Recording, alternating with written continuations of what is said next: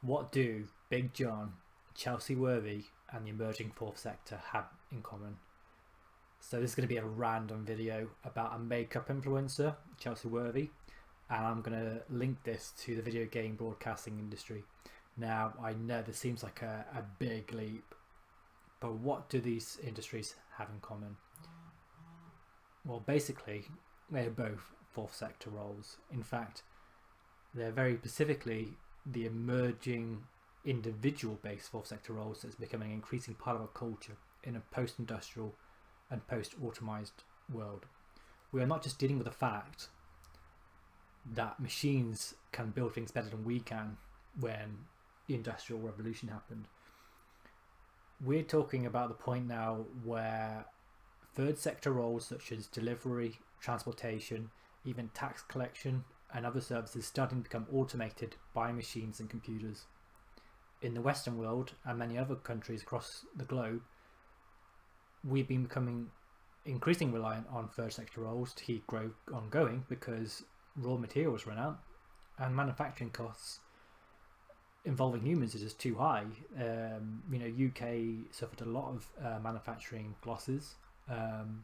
Manufacturing in the United States is always a big issue as well, and it tends to be because low wages helps to ensure and import fees and export fees that the United States can keep manufacturing. But actually, the United States probably isn't suited to manufacturing at all. It's just they've juggled the tax system to try and help keep the manufacturing sector alive in that country.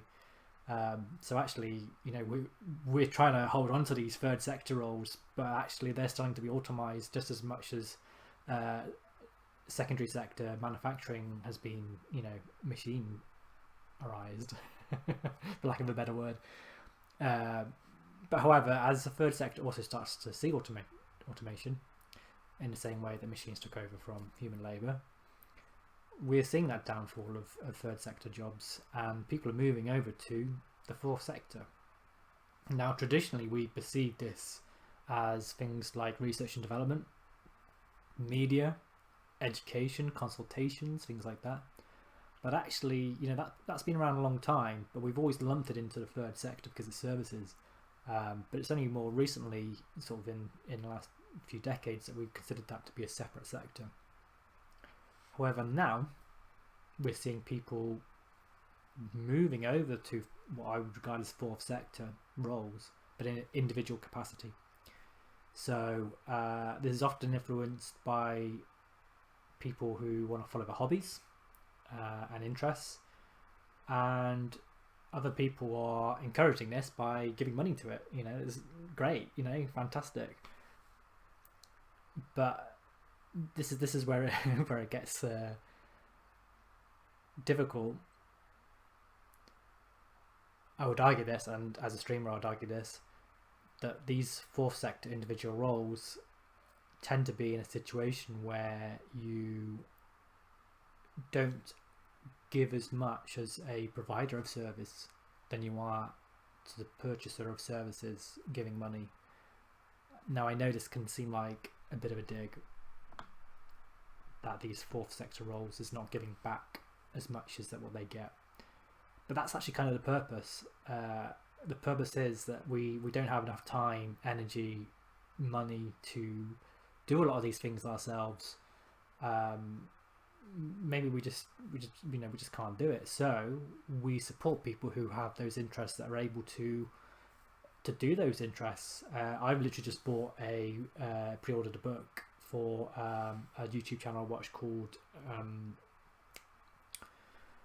Primitive Technology, and it's literally a guy in Australia who just builds dens, farms, vegetables, and is trying to basically make iron from bacteria. He's literally putting bacteria in a furnace and hoping to get pellets of iron that he can then melt together and create what presumably will be a knife, so we can do some more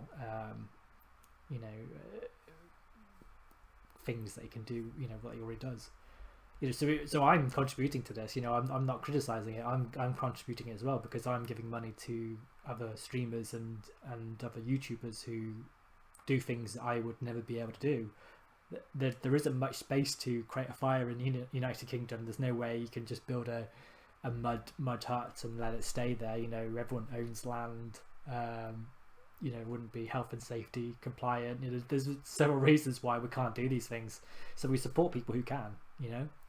And that is what the sort of emerging individual fourth sector is. It's us paying money into things that probably isn't worth that money, but we're supporting these people to do it because we find it entertaining. We enjoy it. And streaming is no different to that. It's no different to influencers who are getting money through Patreon or anything else. Obviously, influencers tend to have the ones that have made it at least tend to have more sort of marketing and product placements. They make a revenue, but then so do streamers. This works both ways. Streamers regularly now have sponsors, to the point that they have like logos on their videos and their streams. So it happens in both areas. So where does this all link in? Why am I talking about Chelsie Worthy? Who is she? I don't know who she is. I literally saw an article today that was published yesterday, which was the 28th of August 2019. And it's about this woman, Chelsie Worthy. And she makes makeup videos. She's a influencer. And she has accused other stylists, I guess, these other people in this fourth sector role, of stealing her style, essentially. Now, this is quite an interesting concept, isn't it? Like, can you steal a style? And she mentions about the lack of credit and sort of like mentioning of her name of that style as part of that. She believes that these people have directly copied her style from her videos, and they haven't, clearly referenced her in the same way that we would reference a work from, most of these books on his shelves is referencing somebody who's done something, because they're all like psychology based, philosophy.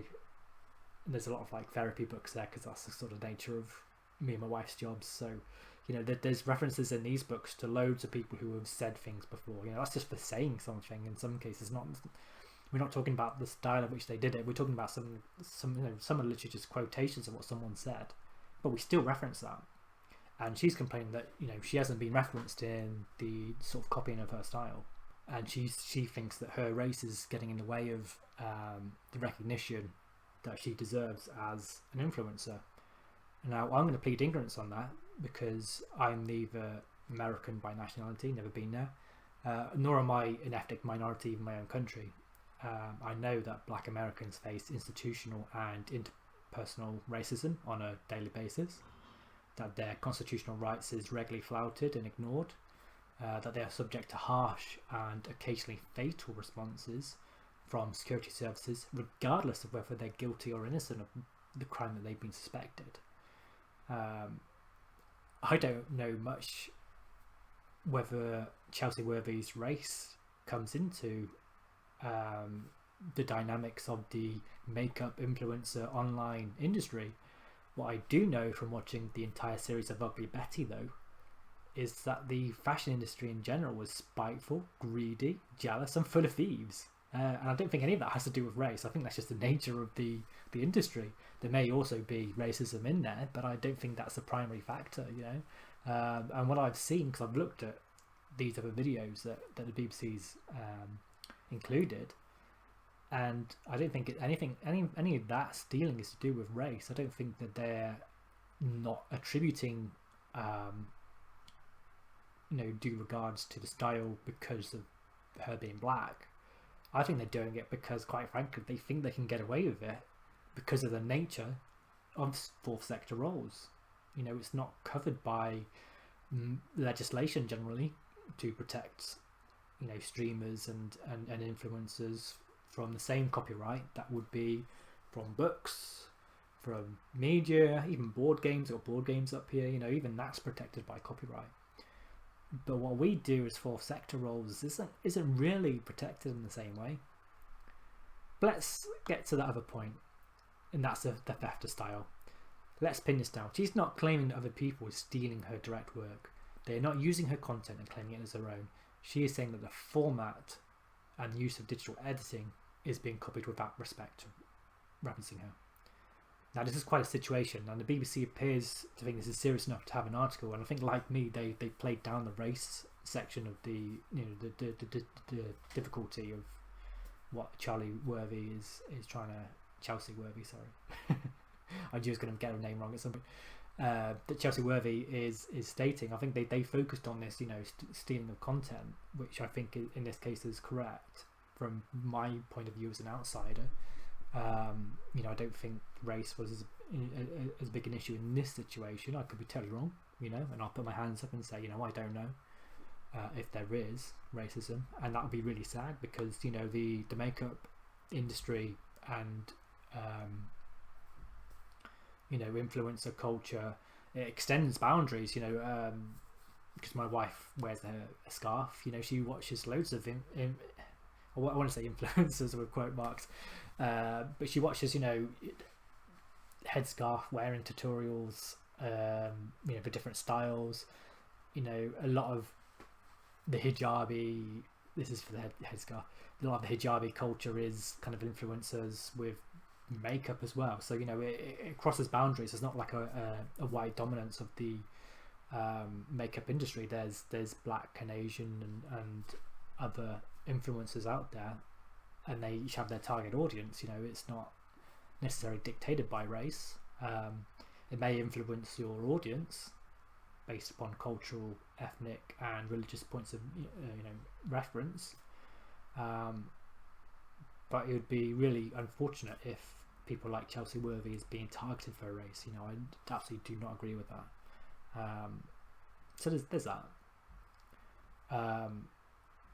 So for those that haven't seen her videos, can I just say it is very impressive. Compared to my rubbish. I mean, what the hell is this? This is going to get like 100,000 views. This is going to get like 3 views, and probably somebody commenting about my slip up on how to describe people of colour based upon geographical differences of how we refer to race. That's the only reason why I slipped up there. It's just because I'm being cautious because she's American and I'm British, and there's different terminology. Some could be perceived as offensive in some cases, but at the end of the day we can only use what we're used to and what is standard in our own countries. But she does do these videos. They're very impressive, I think. There's a heavy use of digital editing, including imagery that's digital being placed, not unlike logos but a lot more fancy. But it also includes things like licensed music. It is no different to say licensed music in video games. She's still using copyrighted content in her videos. She's editing it very impressively, I must add, again. So it is a weird collection of, well, this actually includes other people's content, but is there something to say for the way that she creates her content? Is that unique? Is that something that's worth protecting? So how does this relate to the gaming industry? Well, obviously I've just mentioned licensed music, whether it's Twitch, YouTube Gaming, Mixer, the rest of them. Big companies like Nintendo are hot on these sites for their content, particularly in the case of music. They don't tend to go for gameplay unless it is specifically gameplay of the game before it's been officially released. There's been a few people who have been caught for that, which I think is quite right. There's a release date. There is no legal way that those people should be gaining those content before the release date. There's some games that have had patches built in, so it can only play when you've downloaded a patch. So I can understand this need to protect that content, but they do go after music quite a lot. So even myself, Nintendo is sort of taking down the music by muting videos of things like Super Mario and Zelda. We're talking like Zelda 1 and 2, like on the NES. Obviously this has been re-released multiple times, but I actually own the CD that the music's been like, the actual reference to what it's actually copyrighted on. was a promotional CD, and I actually own the promotional CD. I bought it from the boot sale ages ago, and it has like I think it has Wind Waker. I think the last sort of music it had was Wind Waker when it first came out. So it was a promotional disc for Wind Waker, but it had Zelda 1 and 2 on there. It had Link to the Past, had Ocarina of Time and Majora's Mask, and then there was a couple of tracks from Wind Waker as a kind of promotional CD. So that CD is referenced for why I can't have Zelda 2 music on my NES videos. So I actually own a CD that they're claiming I've taken, that they've had to mute the music from. So it happens all the time in video game videos. Some other big names like Final Fantasy, since Final Fantasy VIII, there's been a lot of copyrighted material that's been developed, in some cases specifically for the video games. Games like Final Fantasy 12, the ending, I did a whole playthrough of Final Fantasy 12, and it's literally 100%. I 100% of the game on PS2 before it came out on Zodiac Age as a remaster. Like that one battle took like 20 hours or something stupid for that last hunt. But the ending of Final Fantasy 12 has copyrighted content. So you get to the end, there's this dramatic scene going on with the bad guy, and it's mute. It's mute because the copyright music is enough to mute the content. So it doesn't just mute the video in terms of the music that's being played, it mutes anything that's going on at the time. So the whole video is muted for that section or that video. So if I'm talking on the microphone over Final Fantasy 12 ending, you won't hear any of that because it's muted the whole thing, because it can't, obviously the machine can't mute just the music from the game. It has to mute everything that it can hear to cover it in terms of the legal responsibility. So that's where there's a similarity. There's use of copyrighted content in both influencer videos and in streaming videos, for things like video games. There's a reason why we don't generally allow films to be streamed or programs. They tend to have the rights holders permission. That's why things like Doctor Who had an official kind of presentation on Twitch. It's not like anyone can just put Doctor Who content on Twitch. Twitch had the rights to do that. So that's where those two things merge. Now people are probably wondering at this point, why mention BigJon? Because I haven't got around to it yet. We're 18 minutes in, I haven't even mentioned BigJon yet. So BigJon is a streamer on Twitch. He's someone I watch quite regularly. He is black, but it is not the reason why I mentioned him in comparison to this Chelsie Worthy. The reason why I mentioned him is because he is, someone I respect. He's someone I watch quite regularly. I enjoy his content, even when he's prattling about doing these lottery things, which I really hate, but I still end up watching it. Why do I watch it? Well, because him as a person, he does his content without swearing. He does it without talking about anything controversial that's going to be, affecting me. There's people who talk about all sorts of political content, which, I wouldn't necessarily be going, you know what? I don't really want to watch this person because they're talking about this. He never touches anything like that. He also knows what he's doing. Like when he plays the game, he's actually, a decent player. And he's able to do it, again, without swearing, which is quite rare on Twitch, to be brutally honest. But he's also very good with his digital skills. So all of his notifications, all of his alerts, that's something that he's coded himself. He hasn't just taken Steam Labs stuff, which so many of us do, and use that and just put a skin on it and just do that. Pretty much everything he's got on his layout is custom made. He's done that. He's made that himself. He's coded that himself. I don't know if it gets any help with the actual graphical stuff, like the GIFs, and I'm sure that's easy enough for him. Or whether it gets any help with just the gold flashy graphics or something, or whether he just uses public access stuff. I don't know. Maybe he does. But he's the one who's developed all that. So you can see how I'm comparing this to Chelsie Worthy's kind of use of videos editing, because it's whether you're using images that's public license or fair use or whatever, the way you arrange that's still part of your style, you know. So I can get where Chelsie Worthy's coming from, you know, regardless of any other thing and the program that you use and anything to do with that sort of stuff. How you develop that is still you, still part of, you know, the stuff that you create. And actually, the way BigJon did his stuff on Twitch led me to do my ticker thing that I have on my videos sometimes, where I link in data that Streamlabs do give out and you know, pop out and leave on my computer. I then get a parser to just read that data, and then I just fling it into my own program, and then that's how you get like specific up-to-date information on who's followed me, subscribed to me, given bits, you know, all that kind of stuff. I can do all that, and I can do my own calculations and stuff like that because I've coded that, you know. And BigJon doing it and talking about it was a big influence on me doing it myself, because I thought, hang on a minute, I'm a programmer, I can do that. Why don't I do that? Why am I doing the same thing that everyone else is doing with Streamlabs and their skins? I can have the information that's relevant to me and present it in a way that other people don't. So, you know, he's been a big influence on me, and his openness and his friendliness led me to revert to a I mean, I didn't swear much anyway, but it made me commit to being family friendly, no swearing, having automated moderation on my channel. You know, I never had all that stuff, but I never really had to deal with it regularly anyway, and I didn't often swear.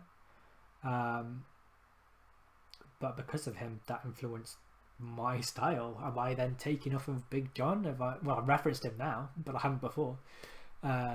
You know, have I stolen, you know, his styling because he's kind of followed an ethical framework and a technical framework that I then copied? I don't know. I actually writ the script before, and I'm going on a tangent again. But I didn't realise that until I've just said that. That actually I'm doing the same thing that I'm talking about in the video about Chelsie Worthy and the other influencers. So let's link this back to her now. I haven't got a clue about influencer culture.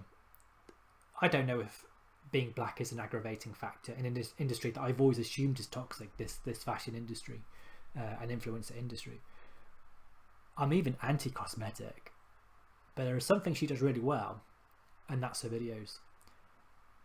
I have an honest respect for her and the way that she's designed, edited, followed through with her primary interest in makeup, just as I do in gaming. You know, I just play games. She does makeup videos.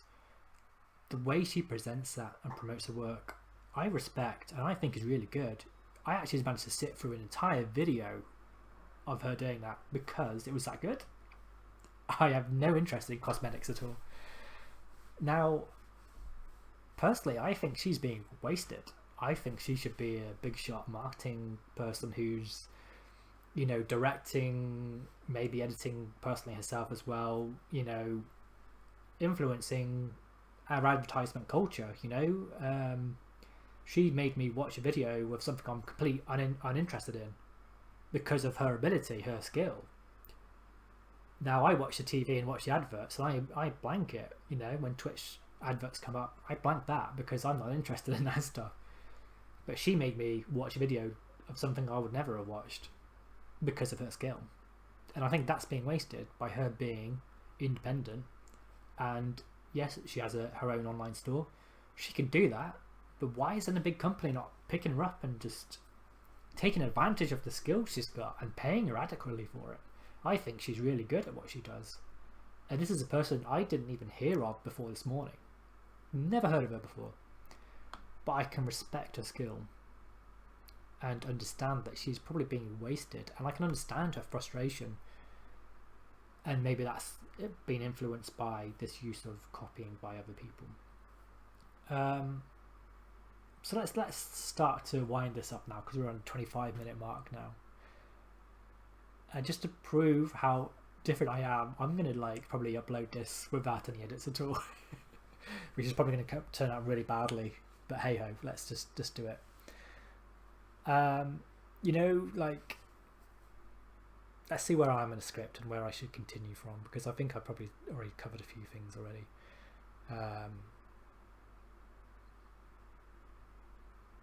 Yeah, I mean, why do we go into fourth sector jobs in this kind of personal level? You know, where we're relying on Patreon or donators, or, you know, people supporting us or buying up, you know, our stuff under our stores. You know, why do we do these things? For a lot of people, it's because, quite frankly, their other sector jobs is horrendous. They hate it. You know, how many people have gone into streaming, influencer jobs because the jobs they're doing in the real world just isn't good enough. A lot of it isn't always about the money either, is it? A lot of it's down to our happiness. And I think as we have this shift away from primary, secondary, and now even tertiary, the third sector, service culture, more and more of us are being led into the fourth sector. Now, I haven't promoted this to a great standard. You know, I'm nowhere near Chelsie Worthy's level on any respect. I'm not even just talking about following. Obviously, follower count is definitely not. But even in terms of standards, you know, it doesn't compare. And the reason it doesn't compare is because actually I've got a quite good job, which I do during the day. It pays the bills, and I'm actually quite happy with it at the moment. There was a stage before that job where I was pushing streaming more regularly and had more people. I had more donations. You know, it was a small income coming in. But then I got this job, and it kind of reverted back the other way. It went back to me being a standard, you know, third/fourth sector worker in the regular mundane format, because that was good enough for me. You know, and I kept on streaming as a casual interest, and making videos like this occasionally.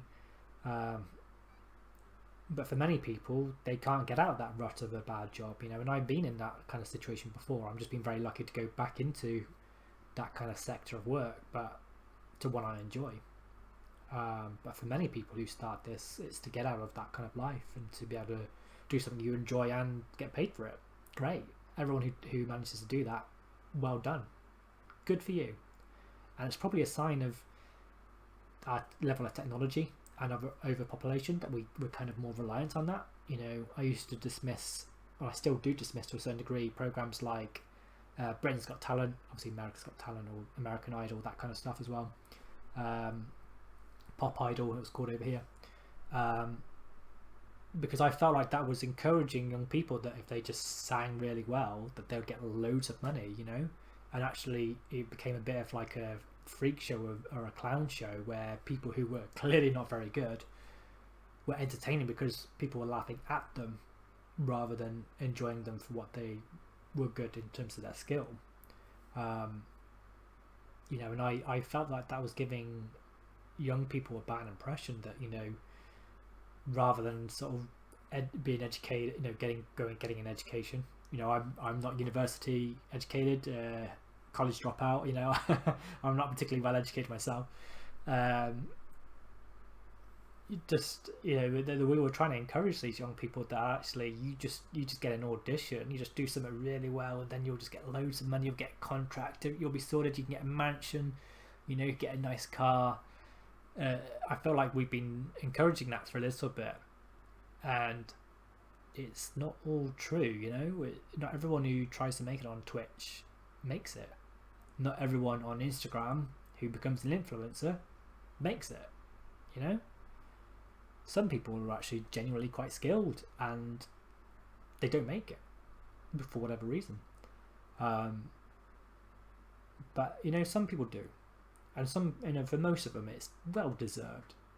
I think for Chelsie Worthy, I think from what I've seen, that success is worth it. And I think actually she deserves more. I think she deserves to have a proper, well-paid job working for a company where she doesn't just influence people who follow her, but that she's able to be in an avenue where she can influence other people who don't follow her. You know, an advertisement is there to get in our way. It's not there for us to go and find it. You know, it's there to get in our way so we can be convinced to buy things. You know, she's being wasted being on her own because people like me aren't seeing her skill. So that's that. You know, that's what I'd say on the subject. And you know, sponsorship's one thing. You know, I'm sure she makes money from some sponsorship, and that's great and all. And that happens in streaming as well. You know, there's big names like people I follow, like Carcinogen. He does swear, can't lie. But there's a ZFG as well. So Carcinogen usually does like Resident Evil and horror games. ZFG does a lot of mostly Ocarina of Time, Zelda game, and other Zelda games occasionally. You know, they've had sponsorship. They have things on their layout where there's people sponsoring them to continue streaming.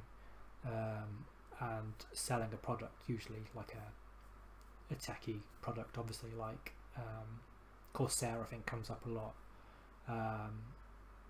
But I've heard of other companies as well. You know, AMD, I think, does a few as well on some streamers. A few other companies as well.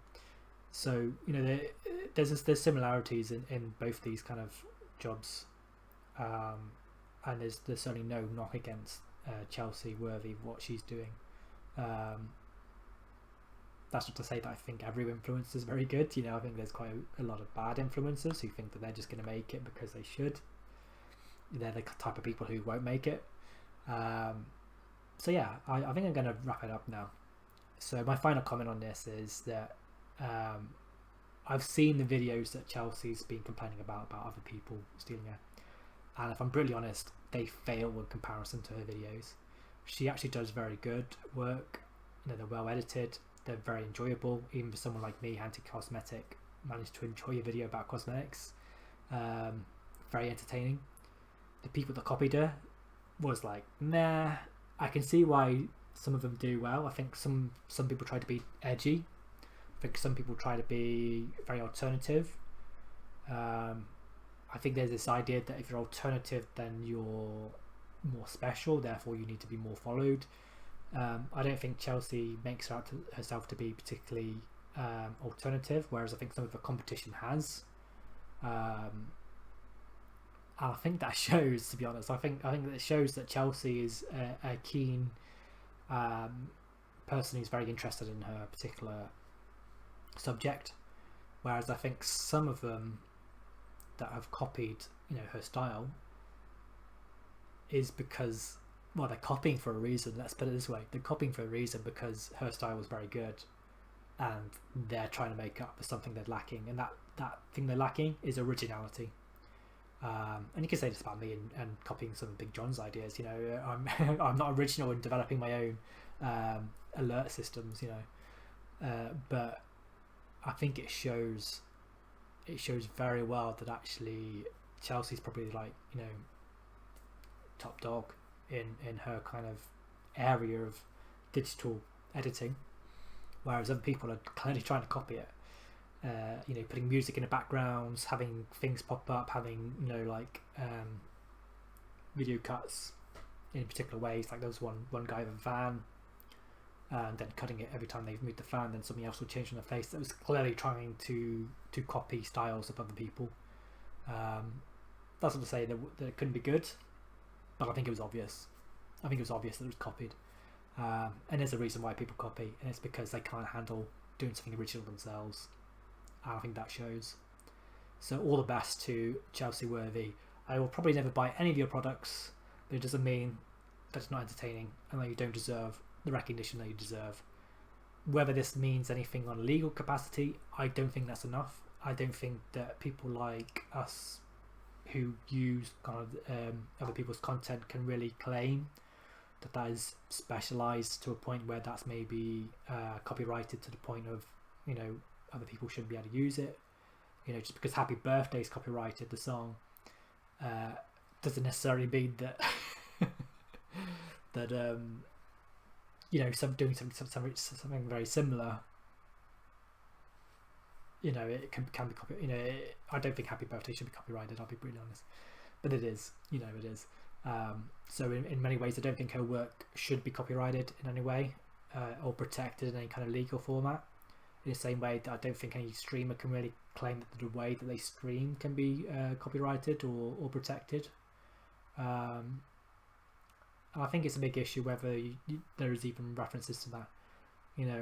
I'd like to think that, I've got books about video game history. I'd like to think at some point, if someone does a book on influencer history, on makeup tutorials and that, maybe she'll get a name and a mention about her style, and then maybe it'll be quite prominent. And I'd hope for the best that she does get that kind of recognition. That doesn't really make her any money, but at least it recognises that she had an influence in that sector. Morally, I think obviously people who steal other people's content style says a lot about them and the way they do it. Just one thing to do something because it's a good idea and it's really great, it's really useful, it improves the content you deliver to people. That's one thing. If you're literally doing it because you think it's going to make you more famous, I think that's where it gets morally grey. And I think the people who she's complained about, some of them have basically morally greyed into her kind of sphere. But again, I think it's the nature of the game and the nature of the industry. I don't think we can change anything about that. So there we go. Now, I don't think Chelsie Worthy is going to watch this video, not in the slightest. But if I could say anything to her, it would be to let them copy. They don't compare. So don't bother yourself with these kinds of people. What you do is unique and special. And if you can get someone like me to enjoy your videos, then you've already made it. That's all I can say.